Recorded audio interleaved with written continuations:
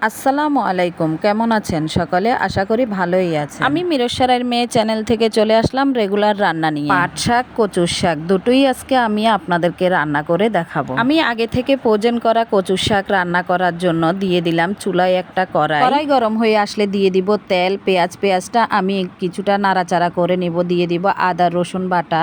আদা রসুনটা আমি ভালোভাবে পেঁয়াজের সাথে ভেজে নিব।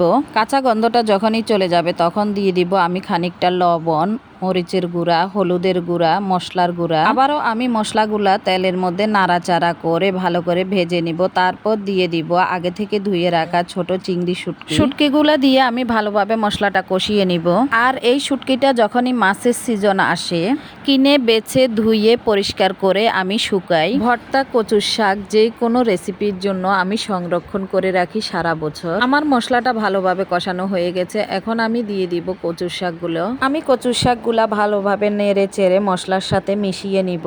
আর আমি এই কচুর শাকটাতে কোনো পানি ইউজ করব না, যেহেতু এটা ফ্রোজেন করা কচুর শাক, অলরেডি এটা থেকে পানি উঠে আসবে। পানিটা ভালোভাবে শুকিয়ে আমি লাল করে ভেজে নিব।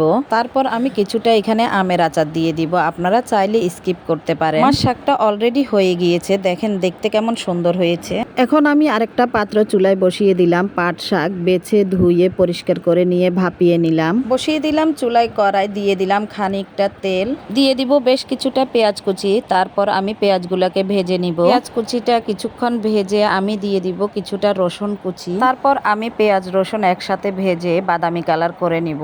তারপর দিয়ে দিব আমি ভাপিয়ে রাখা শাকগুলি। আমি শাকটা ভাপানোর সময় হালকা একটু লবণ দিয়েছিলাম, এখন আমি আরেকটু লবণ দিয়ে উল্টে পাল্টে ভেজে নিব শাকটা। আমি কখনো পাটের শাক ভাজি করিনি, কিন্তু অনেকবার খেয়েছি, তাই আজকে আমি নিজের হাতে ভাজি করে ফেললাম। ভাতের সাথে আমার দুটো শাক খেতেই খুব ভালো লাগে। আজকে এই পর্যন্ত, আল্লাহ হাফেজ।